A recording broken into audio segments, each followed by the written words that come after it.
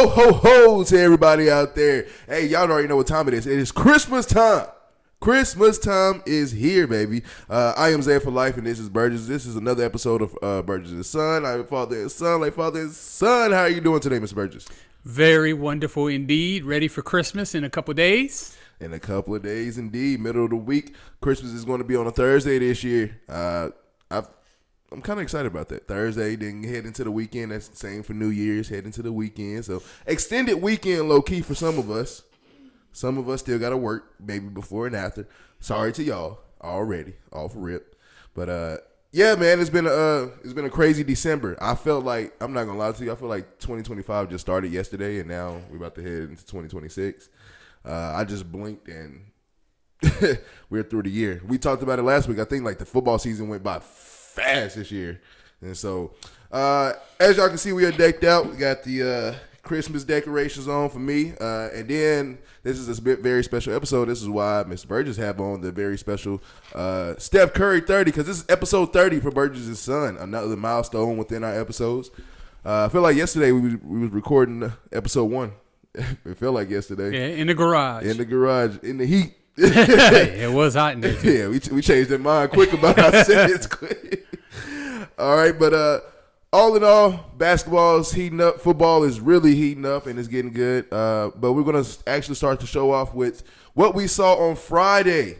If you guys have been living on the rock, your favorite person, Jake Paul, actually fought Anthony Joshua, a real boxer this time, in the expedition on Netflix. It went exactly how I thought it was going to go. Anthony Joshua with the knockout on Jake Paul. It looked like me fighting my daughter out there. It just looked so unfair, and you can tell there's different levels to it. Now, I understand the haters on Jake Paul is going to be different. Everybody wanted this, everybody needed this and stuff. So this is what the people really kind of wanted. What's your takes on the fight? I mean, it was an exhibition. Yeah. Really. And, Jake Paul, I don't think anybody really took him seriously as a boxer. No. As an entertainer, absolutely. He's very, very entertaining. Yes. And, I mean, kind of a weird roundabout way, he put on an entertaining display the other night. I mean, in getting his ass kicked, I was highly entertained. Were you not? Yeah. Okay. I mean, he ran around the ring,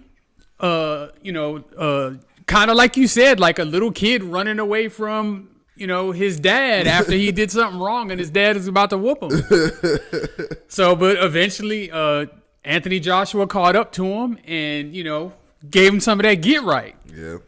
And then Jake Paul was in the hospital after that. So there was, some real consequences to that ass kicking. But I tell you what, I will take a broken jaw in 2 places any day for $96 million afterwards. Dude, $96 million. So you have to ask yourself, who really won? Who really won? Yeah, because it was a big payday. Netflix got a big payday because Netflix was hosting it. Yep. And then, of course, the 2 fighters got a big payday. Jake Paul especially. Dude, Jake Paul is just, that's like you said it best, entertainment. He is the pure pinnacle right now of entertainment. And then on top of that, you using sports for this entertainment, and you can say what you want, making this money. I would do it if I had the resources, had the chance to do it. But I'm not out there boxing. I don't want to box. I'll give it to him. I mean, of course, his first instinct, is just like anybody else who's scared, is fight or flight. And he chose flight at first. And then when he got too tired to keep up flight is when he got caught. Yep. And I'll give him this because he could have realized in the first round or two, like, you know what? I don't have a chance here.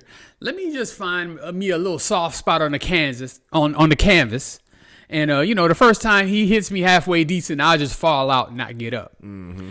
He did try to stay in it. And when it became apparent, when Joshua had him pinned in the corner, you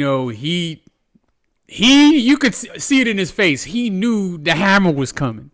Punish him. Yeah. And he didn't back away from taking it. You know what I mean? Mm-hmm. Like, he was a trooper through it all. He was a trooper. So I'll give him that. But I mean, people are like celebrating that he got beat and all of that. I don't think anybody really expected him to be, even really competitive in this fight. I mean, no, there's some people out there that really thought Jake Paul was gonna win. Dude, you saw the size difference. Yeah. Even though, really, if this was a true heavyweight fight, they were both heavyweights, and that's how the fight game goes at that weight. Yeah. Heavyweight is 200 pounds plus. I think Jake Paul was like 216. Anthony Joshua was 243. I mean, that's how it goes. Mm-hmm. Mike Tyson fought guys way bigger than him. Yeah, so I mean, it's, I don't want to hear the size excuse. It's just that it's skills and experience excuse is really all it is. I mean, Jake Paul's not on the level of a world-class championship boxer like Anthony Joshua was. Also that's an Olympian gold medalist. Yeah, that's just all it is. He's just not on that level. Yeah. And I mean, he I'm not going to say he was exposed. We all knew he was fighting nobodies. I mean, Mike Tyson was 60 and, he's fighting a bunch of other retired fighters. Or UFC fighters. Yeah, or retired UFC fighters who are fighting outside of, Nate Robinson and stuff like that. And, you can't really take him seriously as a boxer, but, for entertainment purposes, man, I think it served his purpose. Yeah. I'd watch him get his ass whipped again, wouldn't you? I watch him get whooped or probably do the whooping. Those last few fights, that one UFC cat he had fought and he knocked him out. I was just like, dude, like. So you think you could beat Jake Paul in a fight? No. Oh, okay. I was about to say let's have a little bit of reality here. I mean, he ain't top flight security of the world, but he would lay your ass out. Like, I know. Quick. I know. First, I don't box. Period. That's what a lot of people. That's why I'm glad you said that, because that's where a lot of people get it twisted. Like, it's like y'all really can't box professionally either. So y'all can talk all you want to, but if you pulled up all you said you're gonna get in the ring, you go instantly. It's like no, no, thank you, sir, Mr. Paul, sir. Stand my ass at home. What is wrong with you? Another thing that happened over the weekend. Start of college football playoffs. College football playoffs is here. We've had our differences about it. We had said our piece about it. One thing that we both, I think, agreed on was how crazy it was, some of the teams that got in. We understood the conference champions of like James Madison and Tulane didn't have the best games yesterday. No. But if you win the games in the regular season like you're supposed to, you'll get rewarded for it. Sorry to Notre Dame. Sorry to Texas. And sorry to Vanderbilt. Sorry to all those guys those teams that should have been replacing those teams in the college football playoffs. I feel bad for y'all, but win the games. Yeah. And so since you do win the games, these other teams got in, and you saw the results of what happened. You know what? I didn't think about this till legit last night, because we talked about it while we was watching the games yesterday. Of like, we were watching these games like, damn. First of all, why wasn't maybe the Miami and Texas A&M game wasn't a night game, but on top of that, why is the Alabama-Oklahoma game not the Saturday night game? And then I think about it last night. I was like, you know what? They probably did that on purpose, because you have back-to-back games where Tulane and then James Madison playing on these at Ole Miss and at Oregon, and they're going to beat their court of like literally getting their ass whooped on national television. I think college football did that on purpose. Like, look, this is what's going to happen when these teams get in. I mean, these are primetime games that's going on. Yeah. So everybody's watching these ass whoopings, man. And so I said that for that, but it still was a good thing. I think James Madison put up a bigger fight versus Oregon rather than Tulane versus Ole Miss. Tulane just looked like they never played football ever versus Ole Miss. At least we were just clearly better than James Madison, but they put up a good fight. We were just clearly better. But Tulane look like they learned football yesterday and they got on the plane to Ole Miss on Saturday. So that was that. But it was still some good games going on. Oklahoma, Alabama game, that was probably the best game for the weekend. Miami snuck it out versus Texas A&M. Texas A&M should feel all the embarrassment right now.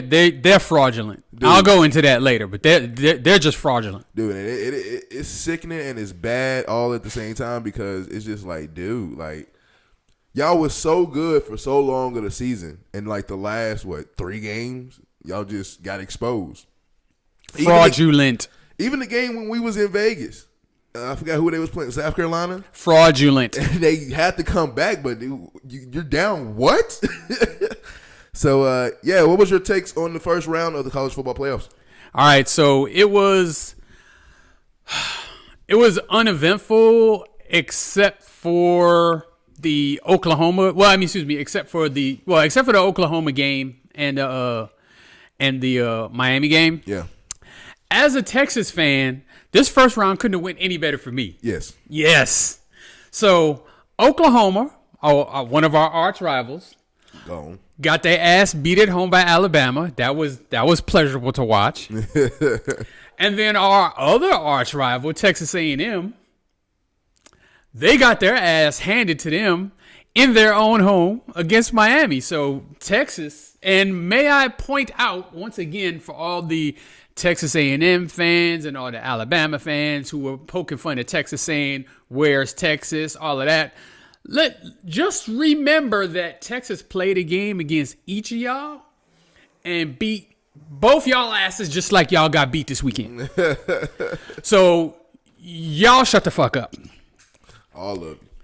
But yeah, I thoroughly enjoyed both games. I always watch loving Oklahoma lose. And it was a good game on top of that. It was an entertaining game because it looked like Oklahoma was just going to run away with it and blow them out. Yeah. And then they threw that pick six, and that changed the whole complexion of the game. And then Texas and Texas A&M, and Miami, I could have just took a nap and watched the last 5 minutes of that game because that was horrible football. Period. Congratulations to Miami for winning the game.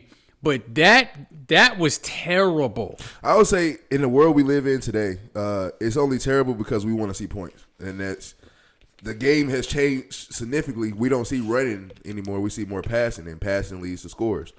So I wouldn't say it was a terrible game. Great defense. This is what really, to be honest, they say it tell you all the time. Defense win championships. Defenses just play good. Now the offenses was just looking horrible. Carson Beck, I don't know what the hell. Just run the ball from now on. Yeah, just have him hand the ball off, dude, because that was bad. And then Reed, I'm looking at Reed as he was a Heisman candidate all of 5 weeks ago. Yep. Where the hell was he at yesterday? Dude, he played terrible. Oh my God, he played terrible. But let's get into how fraudulent Texas A&M is. Let's look into this in more detail. In fact, we'll go into both of them, but more Texas A&M. Because their fans disgust me just a little bit more than Oklahoma fans do. All right, so Texas A&M, they got, kind of sort of a fortunate win at Notre Dame. Yeah, they won, but they also did give up 40 in that game to Notre Dame, at Notre Dame. Now, they scored 41, so they won the game and in the very last second on almost a miraculous play. But they did win, but that should have been red flag number 1. Yeah. So then they go through the SEC schedule, and they get to South Carolina, who I think at the time was something like 3-7 or 4-8 or some god awful terrible record. And South Carolina went to Texas A&M and put 30 on them in the first half, and was leading 30-3 at halftime before they choked it away and lost 31-30. But how can you consider yourself a serious national championship contender if you allow South Carolina to go up on you 30-3 at halftime in your house? That's red flag number 2. Red flag number 3. They have it all in front of them. They're playing Austin, University of Texas at Austin here. And it's all in front of them. SEC championship game if they win. Get pretty much a guaranteed bye in the playoffs if they win. They come down here and we kicked their ass. And you know what? I'm glad you said that because they definitely would have got a definite bye. Because no question, unquestionable bye. If they would have, even if you go to the SEC championship game and you lose, you still get a bye. They would have still got the bye. Yes. But we put belt to ass, foot to ass, however it is you want to say it. Belt ass on my belt. Red flag number 3. So yesterday's game against Miami, where they scored 3 points, and the only team, I think, in the history of the college football playoff, except for Cincinnati years ago, that did not score a touchdown in a playoff game. And they were at home. Fraudulent. I don't ever want to hear anything else about Texas A&M ever again. Screw y'all. Y'all ain't ready for this. Y'all ain't ready for this. Now, as for Oklahoma, whose fans annoy me just a little less than Texas A&M fans. But their red flag was their offense was putrid all year long. I mean, just terrible. Terrible. Their defense carried them the entire season. So when it comes to time where they need a play from their quarterback, who is highly touted, this Heisman candidate. He's been very inconsistent this year. I know he got hurt, and I can give him something of a pass for that. But it is now up to the coaching staff to try to mask that or, somehow overcome that. And they did not do it. So we beat the stank off of them when we played them in the Red River rivalry. We beat them 23-6. It wasn't even a close game. They never threatened us in the game. Nope. All right. I forgot who else they lost to. But that also should have been a red flag. I forgot too. They did beat Alabama at Alabama, which is impressive, but their defense carried them again through that. So that's their signature win, was beating Alabama. So they beat Alabama at Alabama, then go back home to Oklahoma for the playoff game. Playing a team that you already beat. And got it all going for you. 17-0. You're absolutely blowing them away on both sides of the ball. You're causing turnovers. You're doing everything you should do to win the game. Mm-hmm. And then you give up, I think they gave up 27 straight points. Jesus Christ. And ended up losing 34-24 to Alabama, who again. And Alabama's just been, although talented, they're wildly inconsistent. Mm-hmm. But again, Oklahoma, this is, I don't know how many times they've been to the playoffs. And who? How many playoff games has Oklahoma won? 0? Ding, ding, ding, ding, ding, ding, ding, ding, ding, ding, ding. Right answer. All these trips to the playoffs, they never win a game. Stop putting Oklahoma in the playoffs. They've shown that they're not worth shit when they get there. I don't want to hear no more about Oklahoma. Screw y'all. And they've had good teams and good quarterbacks. Heisman winners can't win a playoff game. We went to 2 playoffs in a row. We got beat. Talking about Texas, we got beat the first time we went when it was just 4 teams. We had a narrow loss to Washington, lost that game. We went last year, won 2 playoff games. So we're already 2-0 up on y'all in the playoffs. And we only went twice. Dude, Oklahoma, step your game up. You're not ready. Oregon has even won a playoff game going to the championship.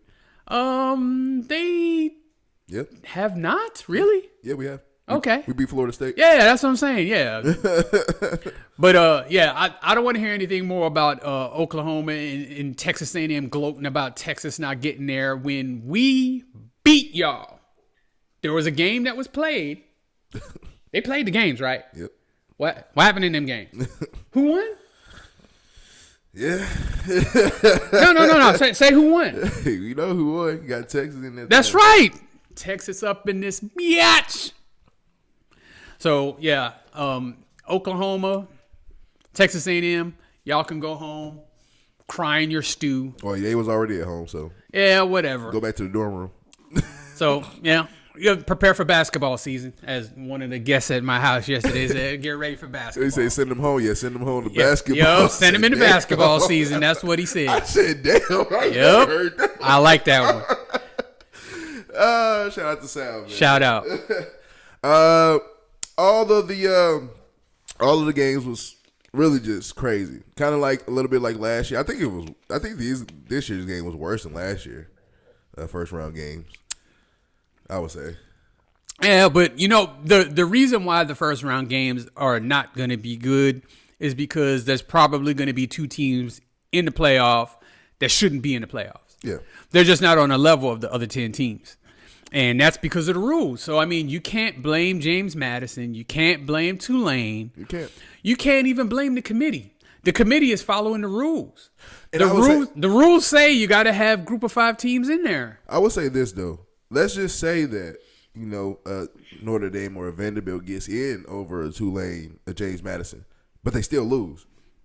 Well, I mean, somebody's got to lose. I know. That's why I'm not upset about it, because it's like, dude, look, these are the rules that they put in place. Yeah. Now, I don't necessarily like the rules, but they did follow the rule. Exactly. So this is what you get when the rule gets followed. You get, and I mean, it's kind of almost like a bonus if you didn't get the bye and you finish, say, 5 or 6, you get kind of one of them cupcake teams at home in the first round. That's kind of the benefit of it for them. Exactly. But I mean, But still, I'm just saying, as far as like, let's say Notre Dame, Vanderbilt gets in and they still lose to an Ole Miss or Oregon, it's at the fact of like they still lost. So it's like the better team still won the game. So it don't really matter who's in that spot. But I think that what those fans teams are saying is that they would have either put up a better fight. Or they could have won the game entirely, which is true. But still. But what I'm saying is win the games before this happens. True.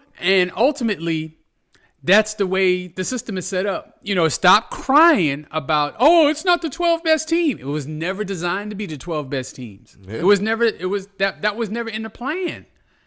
Now, if there was a plan where the NCAA came out and said, this will guarantee us the 12 best teams, and then you put in Tulane and James Madison, well, you yell and scream to the rooftops, I'll be there with you. Yeah. But, I mean, this is the system. They allowed the group of 5. Win your conference. And other than that, don't have a really bad loss. Don't have a stupid loss. This is where, this is really exposing the fans a lot. A lot of the fans of, you are showing your favoritism. It's not, this is the best team. No, it's your team that you want in there. Yep. They might put a better fight, but still, like I said, I keep saying it. Win the games you're supposed to win. Yeah. And, it's just, that's how you're going to get there. And I get it. We all saw some murders last night with the 41-10 game with Ole Miss Tulane, and then the 51-34 Oregon James Madison. I get it. It's kind of hard to watch, hard to look at because it's just brutal. Yeah. I'm an Oregon fan, and I turned off the game I can't bear to watch this. It's like we are destroying them. But at the same time, it is what it is. Yeah. New Year's Eve and New Year's Day are going to be your next round of games. Ohio State will actually face off against Miami in the Cotton Bowl. That's going to be the first game played on New Year's Eve. Mm-hmm. That's going to be a good game. Yeah. I hope so. I think all the games that are left, they're of course, they're all good. It's the top 8 teams in the country, basically. I'm you know what? I got to see what Rodney doing. Get him over to the crib on New Year's Eve. And then on New Year's Day, Texas Tech versus Oregon. That's your first game. That's going to be a game right there. Be a game to watch. In the Orange Bowl, Indiana plays Alabama in the Rose Bowl. That one's interesting. That one's going to be interesting. That's interesting. And then that game, to top it off, is going to be Georgia versus Ole Miss in the Sugar Bowl. That one I think is going to be the best game. That's a coin flip, too, because they played in the regular season, and Ole Miss should have won that game. Yes. And so a chance for revenge for Ole Miss. I think all of these games are going to be good. We had a conversation yesterday how I think the bowl games, these important bowl games, should be taken out of the college football playoffs, and it should be just straight playoffs. And then you have these bowl games saved for everybody else, for everybody, all the other ranked teams. And I think that's another conversation we can have another day. But I think that should be good enough. But you're not going to take away these games. But I would just have a conversation about them. But that's a conversation for another day. But I think all of these games will be good. I think we'll have another episode before, right? Yeah, we'll have another episode. So we'll call those games the next episode. But those are the games that we got to be prepared for. Before we move on, your thoughts on especially the number 1 team in the country, Indiana. Their quarterback Mendoza winning the Heisman. Oh, yeah, they did announce a Heisman winner. This year was kind of weird because there was nobody, almost every year there's somebody where We're watching every by week 8 you're declaring them, there's your Heisman winner. That really didn't happen this year. And so I was. Were you mad about that? Yeah, I mean, I was, for one, I was uninterested in the Heisman ceremony, and usually I love to watch it because, and it's not even about the drama, but, I like to see all the old Heisman winners get together and be on the stage and all of that kind of stuff. And, they continue to get recognized every year. But this year, just because there wasn't like that superstar college player, I just wasn't really interested in it. And I mean, I'm not saying that Mendoza didn't deserve the Heisman. I guess he did. He was the best player on the best team. And, it's kind of rounding into sort of that kind of an award now. Yeah.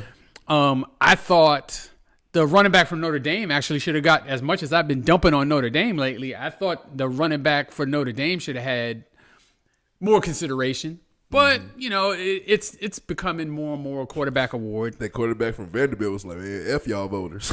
Yeah, how he acted afterwards was, I mean, I don't know if going forward, that's the kind of guy you want leading your team. I would. It's a hit and miss with that. Because I mean, if I'm a franchise owner in the NFL, do I want the face of my franchise acting like that publicly? Now you don't want anybody in your franchise acting like that publicly, but at the same time, what does it speak? It speaks of competition. You thought you was just that good, so forget y'all. Y'all think I'm not good? F y'all. Rightfully so. Dude, you were a Heisman finalist. It's not like he was left out of it entirely. What did he finish second? Okay, but still, he should have finished first. Oh, no, he shouldn't have. And then you just said it yourself. This is one of the first times in Heisman that you just uninterested because it's not a clear-cut superstar. Yeah. He has a case of saying, look at the conference I'm in. Look at the teams I played. Look at the teams I beat.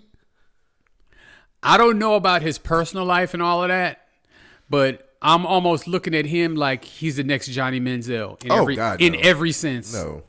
In every sense. He's going to go to the NFL. It's going to be all about his ego and all of that crap. Nah. And he's not going to be a team guy, and he's going to fail. Nah, I think it's the total opposite. Johnny Manziel was really selfish for himself because he did shit that you're not supposed to do before games. Yeah. And we haven't heard scandals of this quarterback of him partying and drinking all night and then or being drunk. Why as you're walking into the locker room under center, you're like, hut. We gotta throw up Bert. But I understand what you mean. But I think it's different there. I like it. I just like his competitive edge. I like that too. However, there is something to be said for decorum. And, part of leadership is having some decorum. You can't, the instant something doesn't always go your way, you can't lash out at everything because everything's not personal against you. Now, if you want to take it that way, like I said, that to me speaks a whole bunch about your character. And I don't know if that is the kind of the character. So let's say he throws a perfect pass right in the hands and you drop it. And he's going off on you. That's different. Exactly. I mean, is that reserved only for everybody else or just, your opponents? I mean, does he go off like that on his teammate? These are all things that the NFL will figure out. Yeah, they'll figure it out and ask questions. I don't even know if he's coming. I think he is. I'm pretty coming sure. out. Yeah. But I gotta see too. But just like how we both was talking about Notre Dame last week. It speaks character to how, because you didn't get to the playoffs, you just basically just pull away everybody else's opportunity to play in the bowl game because you're pissed off and you're mad and you're butthurt. It speaks character. Yeah, and that's a whole. That's why I think how his behavior was after the Heisman ceremony raises questions for me. Yeah, that's it. I mean, on the field, he's fantastic, dude. He damn near beat Texas by himself. I watched that game. We had them dead to rights, and he damn near won the game himself. So the talent is there, clearly. But I think he's got to get that ego under control. Yeah. And maybe, hopefully, it comes sooner than later. You never know. Usually, it doesn't happen like that, dude. Like the only thing that brings the ego under control is to crash and burn, dude. You don't. Humility is it comes with a heavy price, and it comes with a heavy hand, and sometimes you don't recover from it. Yeah. And that's why you get humbled. And I don't want that to happen to the young man. I want him to be his best version of himself. I just believe he needs to reel it in. Somebody needs to get to him. Somebody in his inner circle just needs to get to him. Yeah. We'll see what happens, though. Yeah. So college football is under wraps, or still in the wraps, and we are getting to the nitty gritty. Can't wait till the bowl games happen next week. There's going to be something to watch. We're still going to be or week and a half. We're still going to be talking about those. But on to the NFL. NFL, we had a couple of games yesterday on Saturday, and then we got some games going on Sunday, and then we got one game on Monday. For Saturday was the Eagles and the Commanders. And then I think the Eagles won that to clinch the division. They did. Also, with the Eagles clinching the division and winning their game, Cowboys got officially eliminated. They did. Which I think that played a part to why they didn't care today, and they just got their ass whooped today. But Chargers are a better team anyway. They're a better team. But I feel like they would have put up a better fight knowing that they could have. Maybe. Yeah. But, if they had something to play for. Yeah. Yeah. At this point, you just like, fuck it. Because the Chiefs did the same exact thing today. Eagles clinched the division, and then the Bears. Did you see that game last night? Dude, sick. Sick.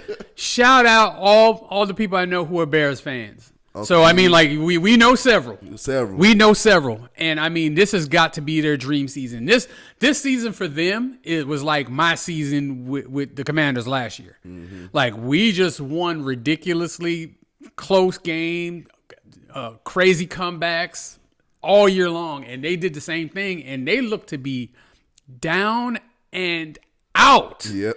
And somehow, some way, hey, Caleb Williams is that dude, man. Painted fingernails or not, man, that dude can play. And that game-winning touchdown was a thing of beauty. You are not going to see a better throw in your entire life. It was nice. That throw, everything about that game was just like it was art. Yeah, just beautiful art, man. I'll be the first one to say, and you can ask one of my Bears friends, Lane, that we continuously talk all the time. Like we got a group chat on Facebook right now, and every day is something being said in that group chat. But every time I've literally gave him shit about Caleb Williams. I'll be the first to admit it. I was never high on Caleb Williams. I thought he was good. Didn't think he was great.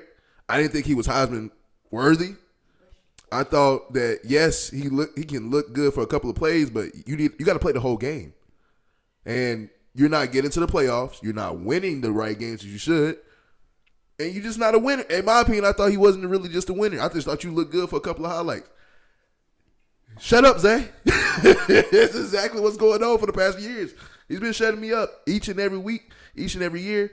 And I can say honestly, as I've been watching the Bears throughout the years, and some of my family and friends who are Bears fans, I know that what y'all going through. And the fact that Caleb Williams seems to it seems like he figured it out. And like he's playing at an unbelievable level right now. And I'm proud and I'm happy. Still mad because I was hating, but I'm proud and I'm happy for him. But that game was just phenomenal. And they needed that game. They needed that game. Yeah, they had to have that game. Had to. And so I still think it's they still need another win for sure to clinch that division. Yeah, they need to win one of the last two games. Okay. So you still need some help. Like right now, I think the Steelers are playing the Lions. Or they need Green Bay to lose one more time. Is it Green Bay that needs to lose? Yeah, because the Lions already have 6 losses. Oh, okay. So, I mean, I don't know how they did with their head-to-head with the Lions, but the best the Lions can do is 11-6, and the worst the Bears can do is 11-6. So they would finish tied. I don't know who would win that tiebreaker. But so if the Bears win one more game, they have the division. Okay.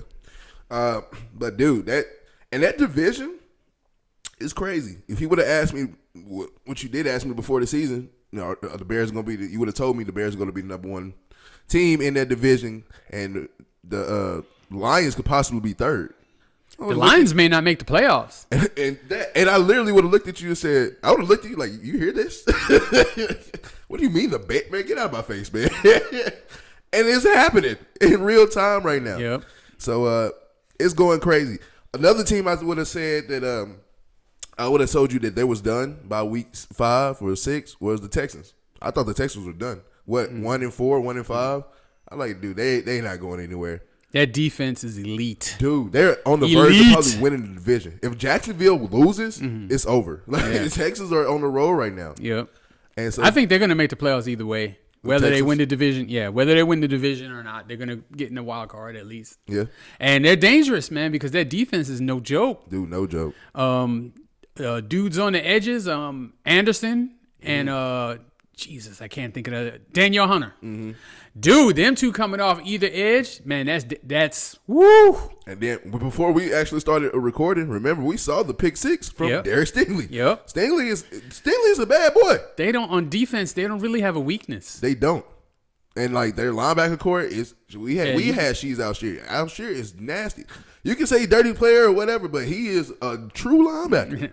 And so, dude, the Texans are somebody that you don't want to see right now. I don't think anybody wants to see them. Dude, and then offensively, if CJ is playing well, and Nico Collins is just, dude, we don't talk about Nico Collins enough. He don't get enough credit. We just don't. And he is tremendous. He is great.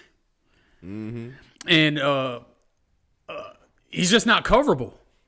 And if they can get consistent play out of somebody besides him, as far as a wide receiver or a tight end, they'll be fantastic. Yeah, Dalton Schultz is still doing decent for him. But Nico, and you know what's so crazy? I never noticed this until I watched him play the Chiefs, and he was around a couple of guys and some of the people on the sideline. I was like, dude, like Nico Collins is low key a big motherfucker. A big motherfucker. I never noticed how big Nico Collins was until I actually saw him really kind of line up against people and be beside people. Yeah, you don't picture somebody named Nico as being a big guy, right? Nico ain't a name for a big guy. No, it's not. And that's why it's so crazy. So all of those teams that we announced are going to be a game that's going on that's actually important too. Jaguars versus Broncos. Important because Jaguars win, they keep their lead on the AFC South. Broncos win, they actually are still going to, I think they're on top AFC number 1, if I'm not mistaken. So they keep that. And then the Patriots play the Ravens today, which they could win that game. Mm-hmm. It is a tight AFC race this year. Yeah. And actually tight NFC race this year because Seahawks could go to number 1. Yep. And that game was great too. The Rams and the Seahawks, that was incredible. Oh my God! That 2-point conversion play, that's the luckiest shit I ever seen in my life. I ever seen in my life. A backwards pass off of somebody's helmet that rolls into the end zone, and some random player just happens to so pick it up just because he thought the play was dead. He thought he was being a nice guy picking the ball up. Touchdown or like 2 points or whatever. You talk about what was the episode of Dave Chappelle? They went in that barbershop playing music and one dude just stared. I was staring, man. I'm like, did anybody see this? Yeah, it's like, because of course at first they called it an incomplete pass and a unsuccessful try, and then they looked at it and it's like, oh, that was a backwards pass and recovered by the offense. That's a touchdown. Dude, or 2 points. That's nasty. And when you think about it, that's the whole reason they won the game. Dude, yes. If that doesn't happen, they don't win the game. Dude, that was nasty, man. I'm not gonna lie. But you know what? In every season, there's some element of luck that almost has to happen for you. Yes.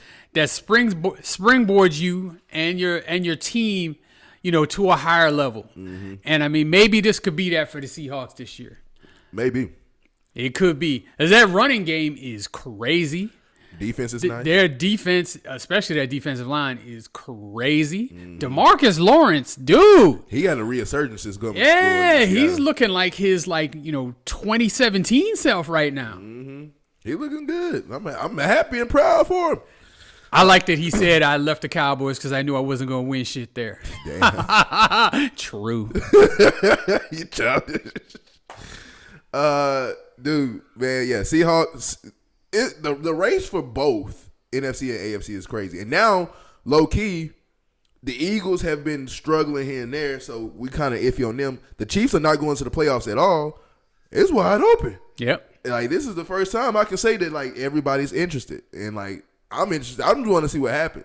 Me, personally, I don't mind that maybe one team always winning. Or it don't bother me. It bothers me because it's not my team. But it doesn't bother me like it bothers everybody else. Like, oh, I'm sick and tired of seeing this. Like, no, I'm actually impressed. Dude, the best team is supposed to win. Exactly. So, I mean, I don't – it doesn't bother me either. I mean, you know, the whole Patriots dynasty, I couldn't stand the Patriots, but I respected it because they were the best team and they kept winning. So, you know what your team, if your team don't like it, they can have the opportunity to go on the field and beat them. And if not, shut the fuck up. Exactly. And then if you over here mad at another dynasty, how about you look at your own dynasty and say, dude, why can't you follow what they're doing? Yeah. I mean, of course, it's not that easy. It's not easy to come up with a dynasty. Exactly. But, you know, it's like, if you're going to be frustrated about it, be frustrated with your team and their inability to beat them too. Mm-hmm. Because your team factored into it too, because they beat your team on the way to wherever they went multiple times, again and again and again. For Bills fans, this is your shot, Bills fans. I was literally about to say something about that, but yes, please. Shannon! This is your dude. This is your year. It's got to be a year. It's got to be.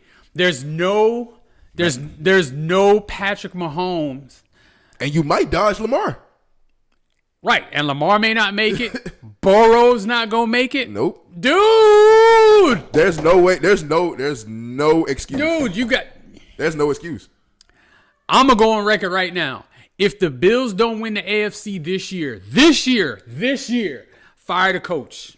Think so? He can't do it. If he can't do it this year, he can't do it ever. Ever. Fire him immediately. If they don't make it to the As soon as the clock hits 000 on the playoff game that they lose, that knocks him out, and make him take off all of his Bills gear and escort him from the stadium post haste. What about, okay, so if he makes the Super Bowl, you still give him a pass, even if he loses? I'll give him a pass if he makes the Super Bowl. Okay. But yeah, I was literally. There's no reason they can't. There's no reason for them to not be in the Super Bowl this year. There's no reason. You literally took the words out of my mouth of like, dude, I was literally about to say, Josh Allen and the Bills, y'all have no excuse on not to go to the Super Bowl this year. Now I get it. Broncos look fantastic. Defense is nice. The Patriots look fantastic. Defense is nice. And Mike Vrabel is I love Mike Vrabel. You know I love Mike Vrabel. But those teams are young. That's what I'm saying. I was like, look, if you got to go through some misery to get to the promised land, if you've got to take your lumps, Buffalo, don't you think you've taken your fucking lumps already? Dude. It's time to start giving some goddamn lumps. Dude, it's literally, Patrick Mahomes has been your kryptonite this whole time. Yep. Your kryptonite. He's not touching the playoffs. Nope. Joe Burrow, not touching the playoffs. Nope. Lamar Jackson might miss the playoffs. Yep. Like, bro, I can't stress this enough. I don't think it's, besides the teams we just named, I think there's no other quarterback that's better than Josh Allen going to the playoffs. Nobody has more pressure on them going into this year's playoffs than Josh Allen. And Sean McDermott. None. Yeah, no coach and no quarterback.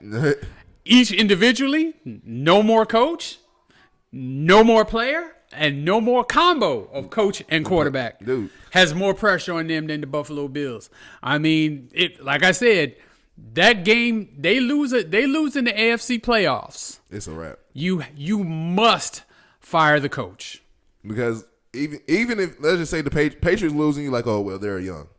And they have a young team, Mike Vrabel. First year under a new coach. Yeah, first year head coach. Quarterback second year. Who did great for his first year as a coach, but still, yeah. Yeah, but he gets some grace because it's his first year. Exactly. It's like us. You know, we had a great first year last year under Dan Quinn. This year's not going how we want, but nobody's talking about firing the coach. Yeah. Now, he has another year like this year. That conversation's probably going to come up. But, you know, McDermott has been pretty good for the last several years. They've been literally one of the top. How countless do you see analysts talk about Josh Allen being basically QB1 over everybody, and probably the MVP front runner again. Maybe Stafford at this point, but and Stafford playing that unbelievable. Yeah, but I'm just saying he's in the conversation yet again. So like, dude, Buffalo is Super Bowl or bust. Super Bowl or bust, and I hate to say it because I'm always the one to give players time, give people time.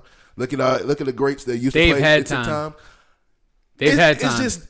I can't stand it to sit here and keep watching everybody talk about this, how great Josh Allen is, how great the Bills are, and they keep getting sent home. Like, at some point in time, something got to give. Yeah, that's why I'm saying you got to get rid of that coach. I don't know. We'll see how that happens. But yeah, that was actually what I was going to talk about. I was going to say the Patriots actually have an important game versus the Ravens tonight. Because if they win and the Broncos, who the Broncos are losing right now, if they lose, then that's going to be the fight for the number 1 seed. Also, the Ravens needs this game because the Steelers are losing. If the Steelers lose, they can take their lead back into the division. It's a lot of drama going on right now. It is. I love it. I love it. It's too much going on. In my life, drama? Nah. In sports, I want all the drama. All the drama. All of it. Some more drama that don't matter. Titans beat the Chiefs. Okay. Screwing up your draft position. That's all you're doing. Low key. But I mean, to be honest, even if we get a top 3 pick, I still want to trade back and get more picks. And also, this is the time that I can say, Tennessee, you don't need to draft a quarterback or skill position in the first round anyway. You better beef up your offensive lineman and beef up the defense. Easy. And then we get the coaching staff we want. We might get Matt Nagy. What? Matt Nagy? Matt Nagy. Dude. He's like the front runner right now. Do they realize that it's the Titans, bro? I don't know what you want me to tell you. I'm just like, are you aware he like sucks? I'm just saying, man. Like, he sucked. This is not me, bro. He sucked in Chicago. He went back to KC, and like they haven't been the same offense. They was better under dude that messed up his freaking coaching life when he left. I can't even remember his name. Eric Bohemian? Yeah. Dude, but I mean, Kansas City's offense went dude as soon as Matt Nagy got there. Yeah, I mean, he started out the quarterback coach, then he started helping call the plays. And you got Mahomes. And it's dude. And now you're going to give him because you know what they're thinking? And this is how predictable people are, and our fans as well. They're looking at, we got Mike Bargazzi. He's our general manager of the Titans. He used to work for the Chiefs, so you're looking like, okay, Chiefs ties.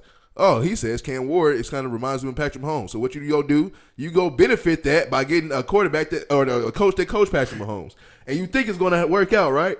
I will see y'all again next year when we're 1-17 or 1-15. Make him the quarterback coach. Make him the offensive coordinator. Do not make him the head coach. Dude, it's going to be bad. Don't do that. Make him bad. the passing game coordinator, something like that. Do not make him the head coach. It's bad. Oh, also, quick point before we move on to the best segment in the world. We didn't talk about it. I think we missed it on our episode. But no, you really don't mind it that much. Congratulations to John Cena on your retirement. His last match was a week ago, a week ago, and it was a good match. I loved it. Everybody is mad because he lost his last match. Everybody's furious. I found it funny. I ain't gonna lie. But congratulations, John Cena. One hell of a career. John Cena was one of the ones that when I first got into wrestling, he was the one that was just like really starting and blew up. And so I followed Cena his whole career, and I love Cena. The times that people booed him, I still was cheering. People cheer for him again. I'm still cheering. I had the spinner belts. I had the spinner chain. I had the T-shirts. I had everything from John Cena. So congratulations on John Cena on your retirement. Best of wishes to you on what you do in the future, which is probably acting and all this. Not coming back to the WWE, which I like that. And then you lost your last match, man. Screw everybody, low key. His one of his mottos was loyalty, respect, never give up. And you tap out for your last match, you gave up. It's nasty. So it is what it is. But congratulations to John Cena, man, on your last match in your retirement. But you know what he said to the WWE on his last match, right? What? You can't see me no more. Can't see me. You ain't gonna see me no more. Nope. All right, you already know what time it is. Time for the best segment in the world. Soon to be known to the world's best segment in the world. Wayback Wonders. If you are new here, Wayback Wonders, when the OG tells the young buck stories about past athletes that I just didn't know, or I might have been too young to understand. But now that I'm getting older, I fully understand. Who's our Wayback Wonder for today? Our Wayback Wonder is the great Deion Sanders, Mr. Primetime himself. Prime time. Yes, one of the best athletes that's ever played American professional sports. What's the other one? Neon Deion? Neon Deion, Prime Time, whatever nickname you got for him. I think he only answers to Prime Time now. Yeah. But, yeah, he was absolutely magnificent. So I first heard about Deion Sanders when I went to Florida A&M. Actually, the year before that, because he was at Florida State playing. I think he played in the Sugar Bowl against Auburn. And he was just dominating. And this is Jerry Curl Deion. So, yeah, with the Afro Jerry Curl, he dripping all over the field. But like, hey, he said his never was wet, dude. And I mean, it was so fast. He was so fast. He played baseball for Florida State, and he played football. Obviously, all American, all everything. That literally was all everything. In high school, he was like an all-city or all-state basketball player. He actually gave that up. So, you know how like a freakish athlete you have to be to do all of this, dude, and be great at it. And he ran track in college too, and was really good at that too. Oh, okay, damn. So I mean, like, yeah, dude was just a magnificent athlete. Dude. Yeah, so of course he played defensive back, football, and in baseball he was an outfielder, a center fielder. Perfect for him because he could showcase his speed because he could run down anything and everything. And then this persona he had, the Neon Deion, the Prime Time, like he just made himself into a superstar before he even got to the NFL. Yeah. So, you know, coming up in the NFL draft, there's this story about him having not participating in the combine, but only showing up to run the 40. And so, you know, his opinion was, y'all seen what I can do on the field. Y'all don't. I don't need to do all these drills. Y'all already know what I can do. So apparently, on the day of the 40, he flies in to, I think it's in Indianapolis. I think it's still there. It's still there. He shows up to the stadium. He's already dressed to run the 40. He runs out on the field. He runs the 40. He runs right back out the stadium, hops back in his limo and leaves. Damn. And then ran like some ungodly low number. Like it keeps changing. The story keeps changing. It was a 4.25. It was a 4.18. We all know he's super fast. It didn't matter. It definitely was under a 4.4 for sure. Yeah. So he gets drafted by the Atlanta Falcons. I think he was the 5th overall pick in what probably is the best top 5 draft of all time. So number 1 pick, Troy Aikman. Okay. Number 2 pick, I think it was Tony Mandarich, was a bust. The next pick, I believe, was Barry Sanders. And then the next pick after that, if I'm not mistaken, and again, we don't have production assistants, so I might be screwing this up, but I think it was Derek Thomas. Oh, shit. And then Deion Sanders. So elite draft class that he was in. The first time he touched the ball in the NFL as a kick returner, 6 points. 6 points. He returned his first. He actually dropped the ball and then picked it up, ran backwards, and then ran, 65, 70 yards for the touchdown. You was right about the player orders. Oh, dude. All right. Oh, because I've been on a streak of being wrong so much. I gotta take the credit on this one. So he's immediately, all pro, Pro Bowls, clearly the best player on the team. How often is a cornerback the face of your franchise? It's rare. It doesn't happen. It just don't. And he was immediately like the biggest star in Atlanta. Dude. Simultaneously now playing baseball. So when he first started playing baseball, he actually played for the Yankees. And that's when he still had the Jerry curl. And I mean, he was fantastic. They wanted him to quit football and play baseball full time. Of course, he wasn't going to do that. He definitely wasn't going to do that. So he ended up on the Atlanta Braves and had a really good, although somewhat brief career with the Atlanta Braves. But he was actually playing both sports simultaneously. So he played football and baseball at the same time. Yeah. And so he had it in his contract where he would actually play football full time, and then he would play baseball up until, July or August, and then leave the baseball team to prepare for football season. And then the Braves had gotten so good at this time that they were, World Series threats. And they asked him, could he continue to play on a part-time basis? And he did it. And he didn't even really have a contract to be playing baseball, during this time. So he was back and forth taking planes from football games and football practices to baseball games. Baseball, they play, almost every day. Yeah. Football, they only play one game a week, but they practice, several times a week. Yeah. And he was back and forth between the two of them. He is the only player in the history of sports to play in both the World Series and in the Super Bowl. Later in his career, he played in the Super Bowl and won the Super Bowl with the San Francisco 49ers the 1 year that he played there.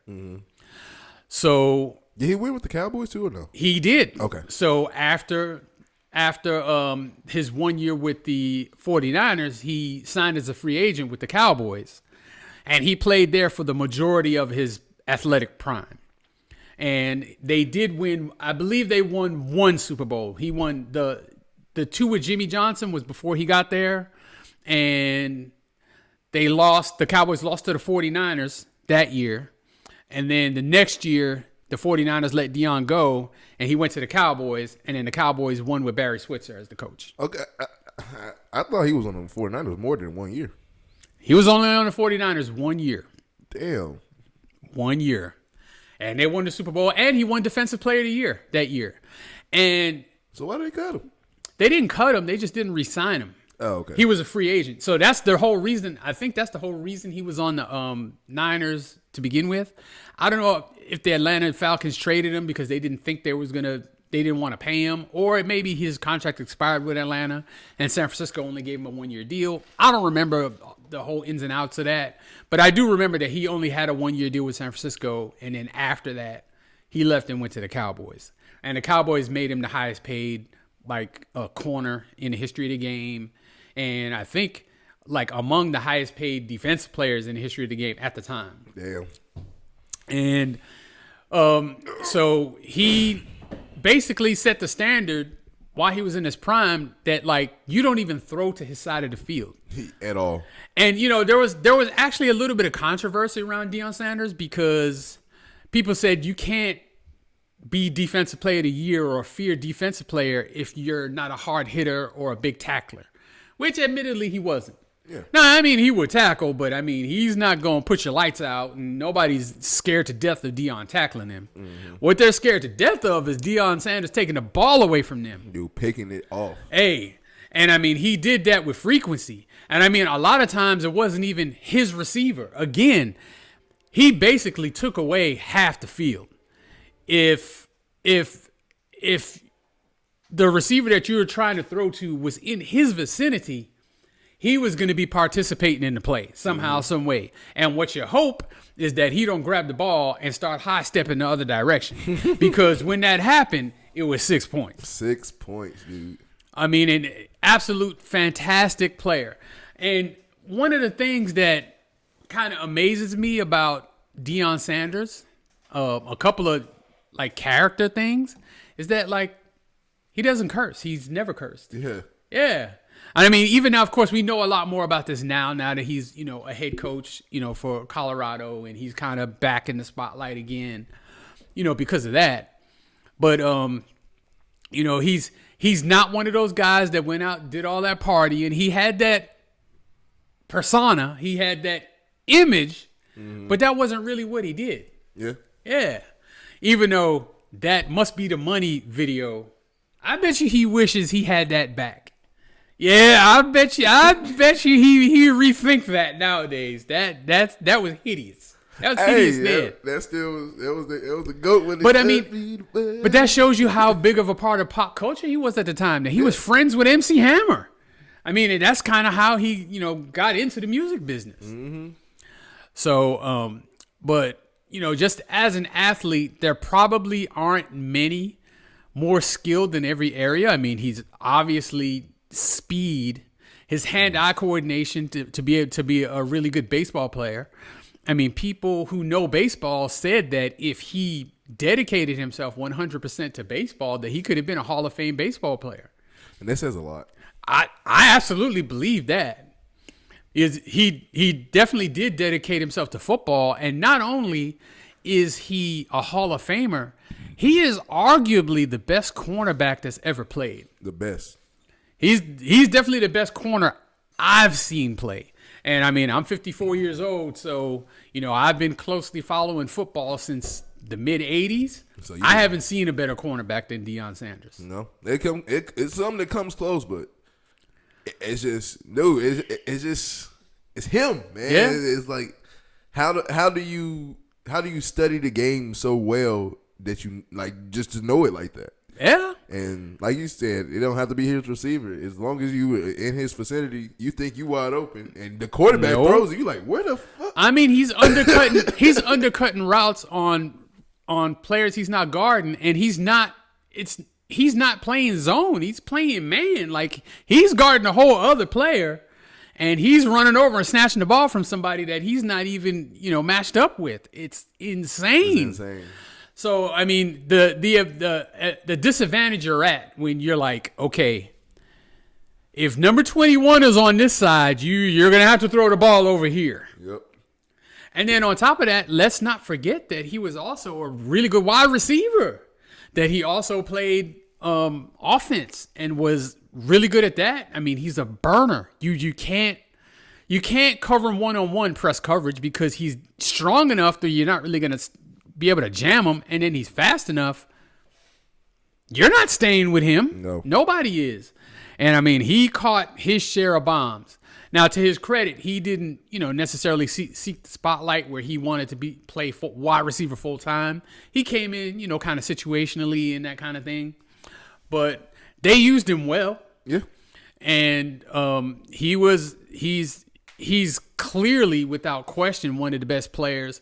I remember a segment Stephen A. Smith did where he said he thought that Deion Sanders is the best player that's ever played in the NFL when you factor in how good he was on offense, how great he was on defense, and how great he was on special teams. Yeah. Remember, it took I can't remember the guy who broke his Devin Hester. Devin Hester broke his return record for touchdowns. Mm-hmm.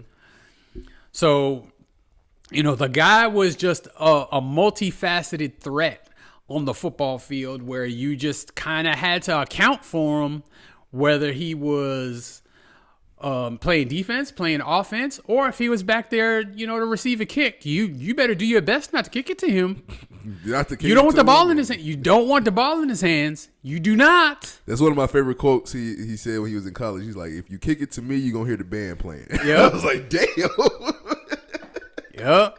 And then, He's like one of those personalities, like a Charles Barkley or like a Michael Irvin, where we talked about, where he's just got this gregarious, this big personality that says all this funny stuff. But like, man, he's serious about his craft. Dude, serious. He's serious about sports. Mm-hmm.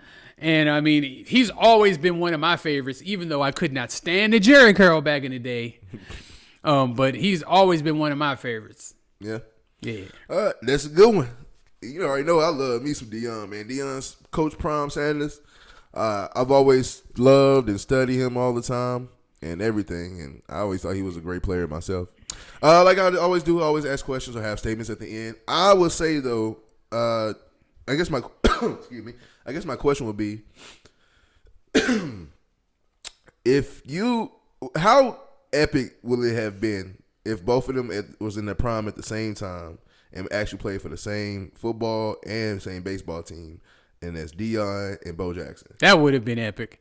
Now, you do know that they were actually both playing football and baseball kind of simultaneously at the same time, because they just came up at the same time. Yeah.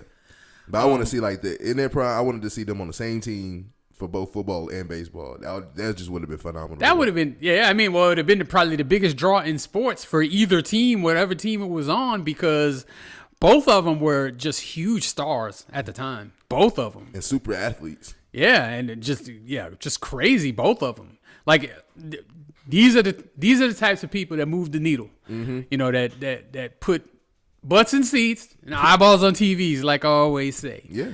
And Deion is still that. Yes. Even though he hasn't played in 30 years. Well, I don't know if 30. I mean, it might be 20. He hasn't played in a long time, but I mean, like, you still pay attention to everything he does. Everything. You're watching. People are watching Colorado just for Deion Sanders. Yeah, because who gives a shit about Colorado? Yeah, exactly. And who was caring about Jackson State? Nobody. Nobody even knew Jackson State was an HBCU. Nobody knew Jackson State existed until Deion got there. And like, now, of course, me being from Tennessee and seeing the HBCUs, I knew Jackson State existed, but nobody outside of people who don't know HBCUs, like, they didn't know that Jackson State was a thing. And I would say this. For Deion, I personally hate the hate that he receives and that he gets. It's not fair that the hate that he receives and the criticism he receives and his kids receive that same hate and criticism just because you're confident. For you to play a sport, a brutal sport at that, and then you're playing for so long and you play in other sports, you have to get yourself going at times. Now, Deion knows it's other players out there that are better than him. It's other people that like might win the day better than or whatever the position it is or whatever day it is, whatever team, they might win in that day. But he still believes in himself as one of the greats, the great. And like I said, what I said a second ago, if you kick the ball to me, the band's going to be playing. That level of confidence that you have within yourself, I love that. Mm-hmm. And I won't lie, watching Deion Sanders grow up this whole time, when I was growing up and watching Deion Sanders this whole time, him talk, him speak, I was listening. And I took so much from Deion Sanders. That's why I watched his shows. I watched him coach his son. I watched his sons come from high school to college, now in the pros. And I've been cheering for them to be great every single step of the way because you instill confidence. And I know if you're confident, you make your kids feel confident. And you can see, even Shiloh, for him not to be playing, he's still confident. And he said something like, I can be on the field now if you want. And you know how Shadori is. I just say I don't like the hate that he gets because I can get it and understand it. You still want I hate to say it, but it's like fall in line. They want him to fall in line, and he's like, "Nah, I'm not falling in like nothing. Like I'm me." And so I appreciate it and I applaud it, and I looked up to it my whole life, and that's why I have so much confidence within myself. Watching somebody else, especially who looks like me, be confident in their way and talk the way he does with the media or to anybody, and still feel that way, I love it. And I take pride into saying, like, I looked up to Deion and I took stuff from Deion because that is Coach Prime is him. Prime time is him. And so that's what I'll say about Coach Prime. But that was a good one though, for sure. All right, last segment of the day, we got List of the Week. List of the Week is where we take a topic from us, or we go to the fans to pick a topic and make a top 5 list. And today's List of the Week is top 5 iconic American sports franchises. Who is on our list for today? All right.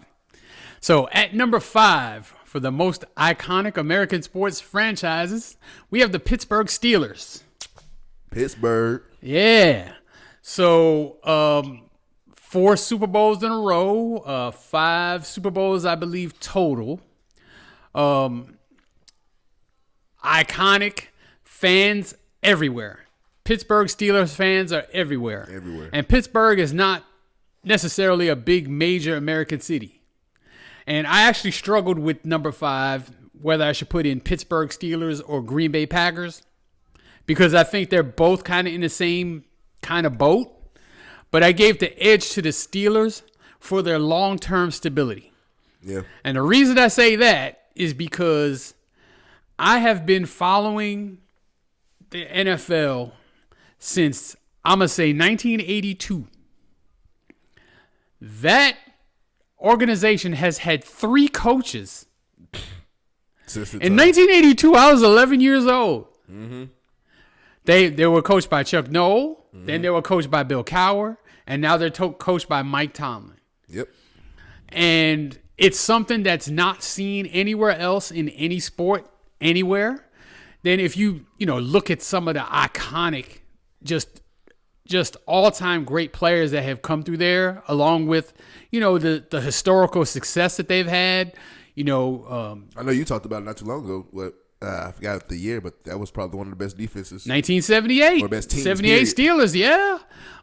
Terry Bradshaw, Franco Harris, Mean Joe Green, Mel Blount, Jack Lambert, Jack Ham. Like, they just had elite players everywhere. And, I mean, even after that, great players, Ben Roethlisberger, Jerome Bettis. Mm-hmm. We know Troy Polamalu, like just a history of being top tier to elite. Yeah. And even now, in what you would probably call a down period for them, they're still pretty much in the playoffs every year. Yeah. And Mike Tomlin has coached for how long and never had a losing season? That is insane. So, I mean, it's I think especially now with the amount of, like, now you got Aaron Rodgers, but the amount of quarterbacks y'all been going through, especially since Ben Roethlisberger retired, and you still haven't had a losing record, like, dog. Yep. That is impressive. It's very impressive. And so the fact that they've been able to maintain this level of success, because normally, or most teams, or a lot of teams, I'll say, they go through a period where they're in the doldrums, and then one of the reasons they're able to resurrect themselves is because they've had all these high draft picks for a number of years, and then they mature and become the great players that usually happens when you're picking real early in the draft. They've not had that luxury. Yeah, no. They get lucky with some of the picks they get in the seconds and third rounds to turn into good receivers. But if it happens all the time, it's not luck. I always say that. If it continuously happens, if you're continuously hitting on 3rd, 4th, and 5th round picks, it's not luck. Mm-hmm. Your scouting department is elite. That's why I give the edge to the Chiefs, man. Yep. All the time. I will say that same reasoning is a good reason that you could have put Green Bay in, because even then, how long has it been since really the Green Bay Packers don't change quarterbacks like that? I mean, we go from, like, especially more recent, from Brett Favre to Aaron Rodgers and now to Jordan Love. Mm-hmm. Oh my God. And it's like all of them just, I am not going to lie. When last year or 2 years ago, whenever it was, when Jordan Love was first finally took over, and he had a good season, and he had the good playoff run, I said, no, not again. We got another 10 years of a good Packers team? Like, why? So, yeah, I can see how you can kind of going back and forth with those number 5. All right, so moving on to number 4, the number 4 most iconic American team or franchises. Number 4 is the Los Angeles Lakers. Hey, rest in peace, Kobe. And I struggled with this one between number 4 and number 3, and you'll kind of see why when you see number 3. Mm-hmm. But the Lakers, iconic. And I mean, like, they could almost be number 1. Yes. They almost could be number 1. So you're talking about, 17 world championships, some of the most iconic most popular players ever. All you have to say is Kobe Bryant, Magic Johnson, Shaquille O'Neal. Mm-hmm. There's no other franchise that can roll out them three like that. And you just named. And then I totally left off Kareem Abdul-Jabbar, who I think is the best player that's ever played. And they always seem somehow, some way to get the elite player on their team. And you can go way back. I mean, their list of Hall of Famers, their top 5 or their all-time team is like a who's who of the Hall of Fame. I mean, a Lakers all-time team can really beat anybody, any team. But from it's like the Lakers versus the field.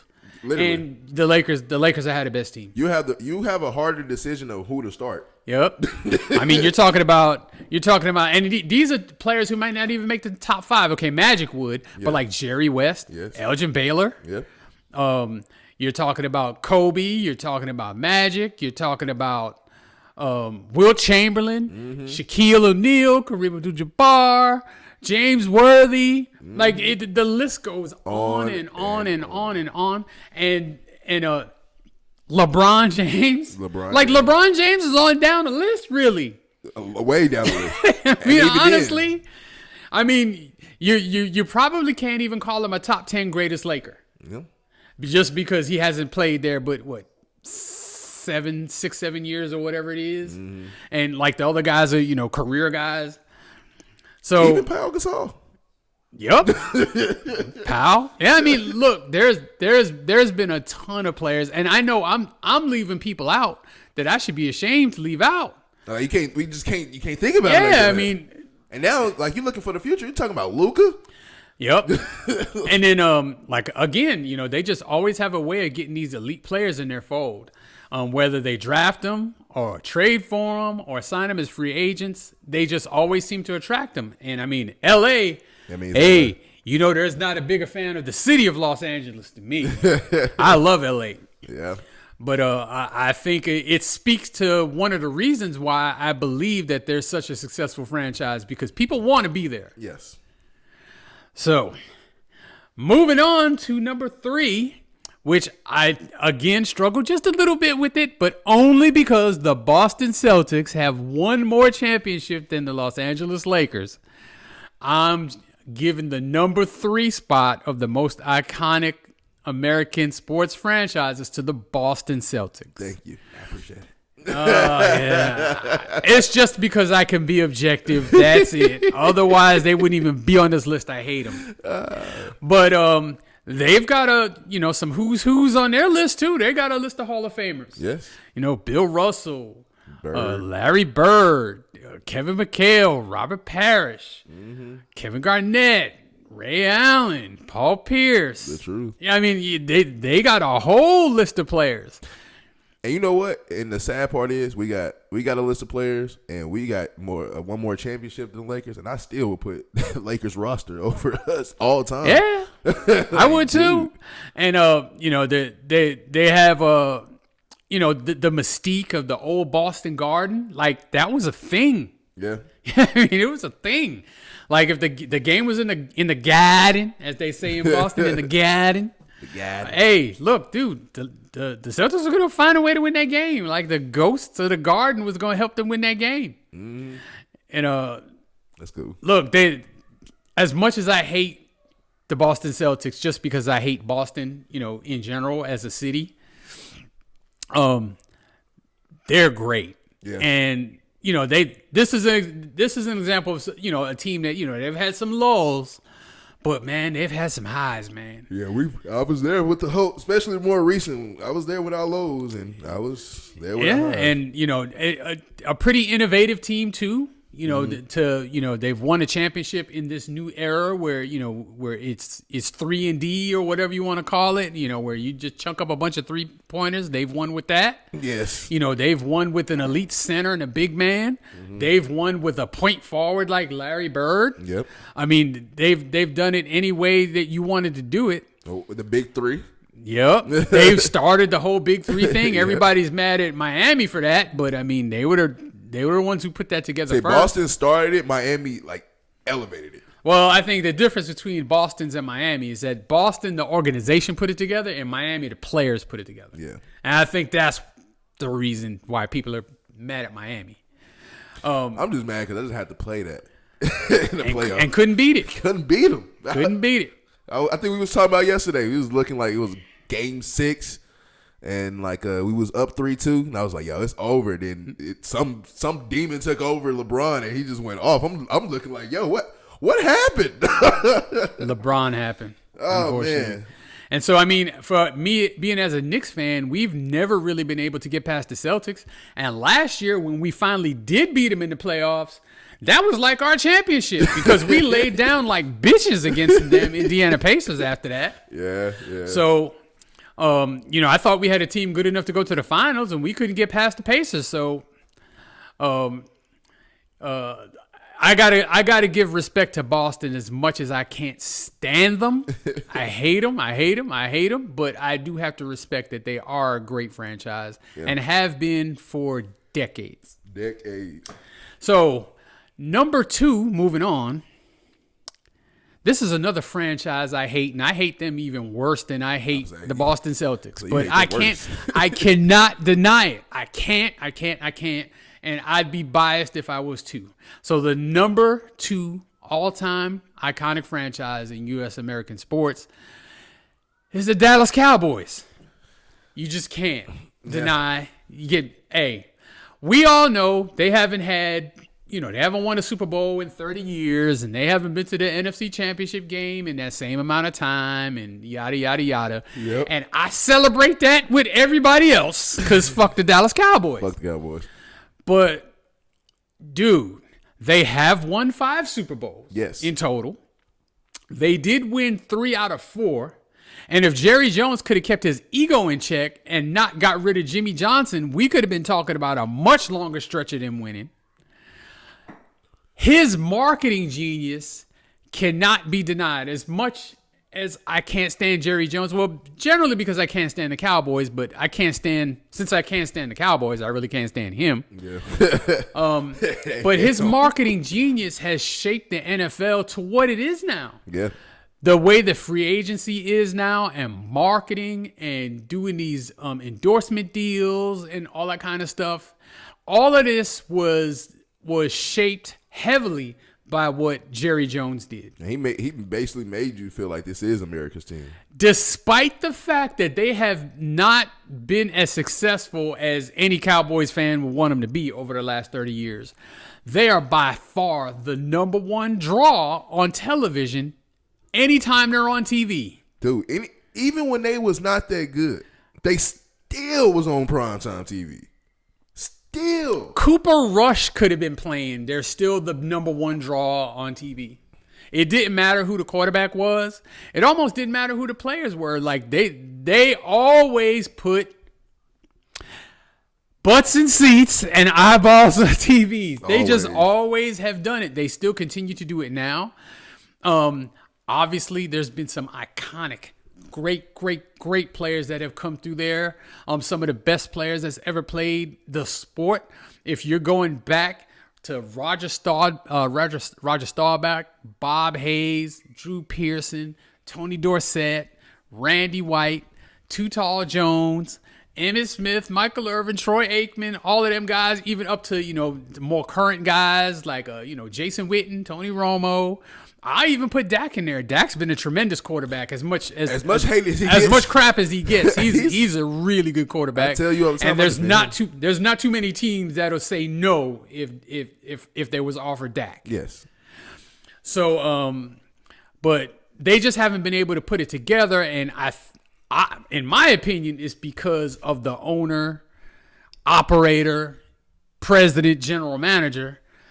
Like he needs to hand off some of them jobs to somebody else because what he's doing is clearly not being as successful as he wants. But as long as they continue to fall flopping on their face by the end of the season, I am happy for him to be the general manager.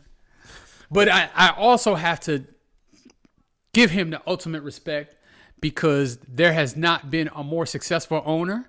And another thing that amazes me to no end, football, the way we call it, the way it's played here, the NFL, is the most popular sport in America, but it's nowhere near the most popular sport worldwide. Yeah. Worldwide, that is soccer. It's not close. It's always been that. Yeah. It'll probably always be that. Right? Yep. Soccer games, soccer leagues, they play 40 to 50 games a year. The NFL plays 12. Plays 16, 17 now. 17. And then if you get in the playoffs, you play a maximum of 21. Now, the Cowboys have never done that because, they've never.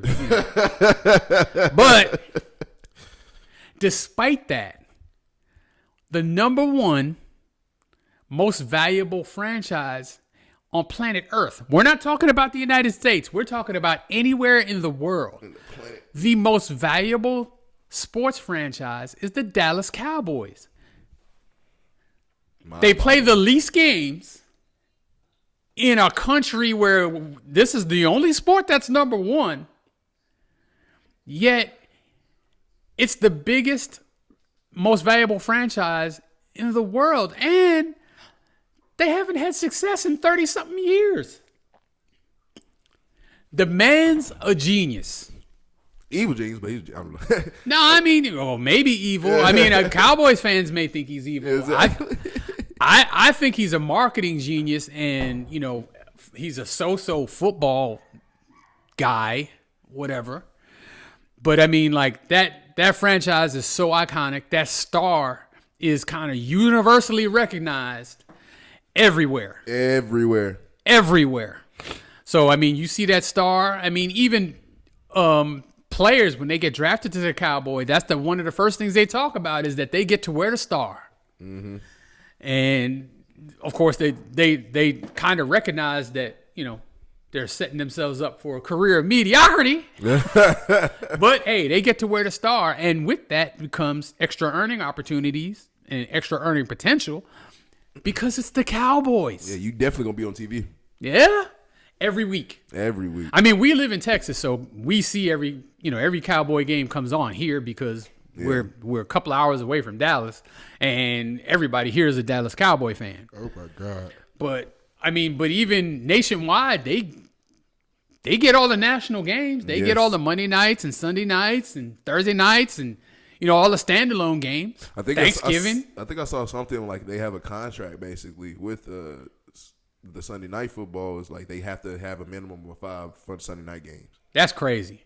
I don't know how true that is, but that's crazy. That's wild. Yeah, that's crazy. and then I also I defend Dak, but I also I've always found myself defending the Cowboys versus Cowboy fans. I was like, oh yeah, Cowboys sub, but you could be a Titans fan. Well, y'all recently did this. I was like, yeah, but y'all have championships. We don't. Like y'all, I understand championships a long time, and I'm the first one to joke about it. Y'all ain't won a championship in how long? But at the same time, y'all have them. Some of y'all, most of y'all fans now. They're quick. I guess we hang around in circles of people. The circles of people I hang out with are older, so they remember that. They remember exactly. But if you're 40 or younger, you probably don't remember it. Yeah. If you're a 40-year-old Cowboy fan, you have gone your whole life without seeing them raise a Lombardi. Mm-hmm. Or at least if you was there, you was. Yeah, you were 5 or 6, and you didn't care about no football and no sports. And maybe your dad was happy, and maybe you remember that. But as far as being a fan yourself, you don't remember. But I do have to give Cowboys the respect of just absolutely being an iconic franchise. But they ain't number one. Who's the number one spot? All right. Mm-hmm. The number one most iconic franchise in all of American sports is the New York Yankees. Come on, dude. Yankee, baby. This is obvious. This is obvious. Now, almost as obnoxious as a Cowboys fan is a Yankee fan, and I am a Yankee fan, so I admit I partake in the obnoxiousness. Hey, if we on and I'm talking, you gonna hear me. Hey, if we on and do it, anything you say to me, I'm gonna come back with the words 27 and tell you to shut the fuck up, because that is how many World Series championships the Yankees have won. Now, as far as impact on their sport, you're not gonna find a more impactful franchise. As far as winning, as far as the iconic players, if you're gonna sit down and try to make a list of, say, the 15 or 20 best baseball players that's ever played, you're probably putting 8 Yankees on there at least, and in the top 5, you're probably 3. You know, I mean, you can start naming them off. And just greatness all the way up to present day. Yep. So you can start with Babe Ruth and Lou Gehrig, and then go to Joe DiMaggio and Yogi Berra and Mickey Mantle and Don Mattingly and Ricky Henderson and Reggie Jackson and Dave Winfield and then you can go to like Derek Jeter and Jose Posada and Mariano Rivera and Bernie Williams and Aaron Judge and like you just go, and I know I've left people off.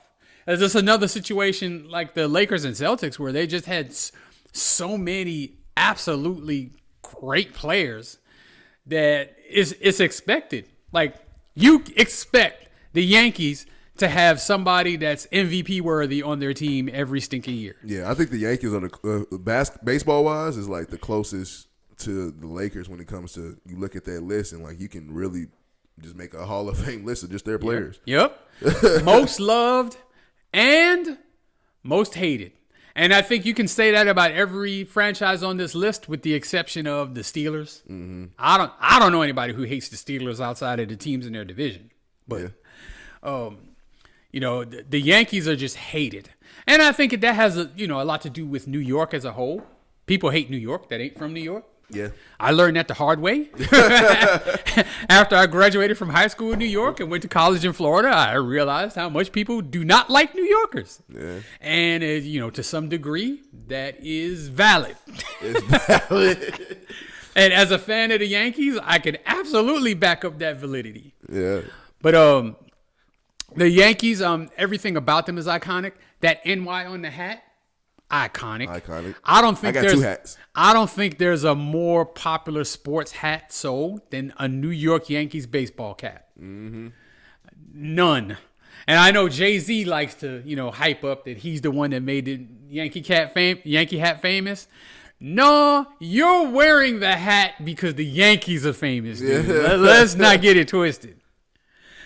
Now, I think it's kind of funny too that like the Yankees and like the Celtics kind of too, and the Lakers, or even the Cowboys, and actually all these teams on this list. It's kind of funny that how many times have they changed their jerseys? They have been having the same scheme. When it comes to branding, man, you gotta stay where you're at with the branding. You can't be changing it around. Because usually when you change it, it's because it's not working. Exactly. But I mean that hat, that NY on the front of that baseball cap, that's iconic. Them pinstripes. Iconic. Them pinstripes are iconic, dude. Hey, cool. Them gray ones. Those cool iconic. Grays. Yeah, the road grays. Yeah. Iconic. So they even got a pair of Jordans with that Yankees colorway. Cause of that. I want him. But but like, yeah, dude, like it's just crazy how the Yankees are really just like that. Yeah, then it is nuts. Those guys, that franchise, and I mean, just polarizing with people to love and people to hate. Yeah, like as much as everybody liked Derek Jeter, people hated Reggie Jackson. Mm-hmm. As much as people liked Joe Torre, the manager, people hated George Steinbrenner. So I mean, like you got the yin and the yang. You got it all in one in one stadium in the Bronx, New York. The Bronx. Yeah. Love them Yankees. The Yankees. That was a cool list. That was a nice one. You think? Okay, you said besides who was it? Green Bay. Anybody else you probably think you might have left off? Green Bay too with the uniforms as well. I'm gonna go sport by sport. So if I'm gonna go a second most iconic in baseball, I would go the Cardinals. Okay. Oh my God, yes. Or the Red Sox. Either one. You know what? I'd probably go Red Sox over the Cardinals. Red Sox over the Cardinals. Red Sox over the Cardinals. As much as I hate the Red Sox, I would go Red Sox. Now for National League, I go Cardinals. If I'm picking, Cardinals are iconic. Yes. In football, I say Green Bay. If you go after Green Bay, Raiders probably after that. Yeah. You see Raiders everywhere. Yeah. And then in basketball, after the Lakers and Celtics, does it even matter? It don't. But right now, and I mean, this could be recency bias, I say the Warriors. You'll go to State? I say the Warriors. Warriors or the Sixers? One of them two. But see, even with the Sixers, I don't know. It's still a good one though. Yeah. All right. Thank you guys for joining us on another episode of Burgess&son podcast. Merry Christmas to you and yours. Okay, I hope you guys have fun. Be safe. Open presents. If you are traveling, please be safe. Get there safely. Be careful on airports. Okay, a lot of flights have been canceled. It's a lot of inclement weather, so they might cancel some flights. Just make sure y'all be safe. If you're going to go out and travel, if you're drinking and driving, please don't do that. But if you're going out and travel and driving, please be careful. These 12s is hot out here. Okay, so they gonna pull your ass over quick, especially if you look like me. All right, but till next time. All right, I'm Zay for Life, and this is Burgess, and we'll see y'all next week. And we are out.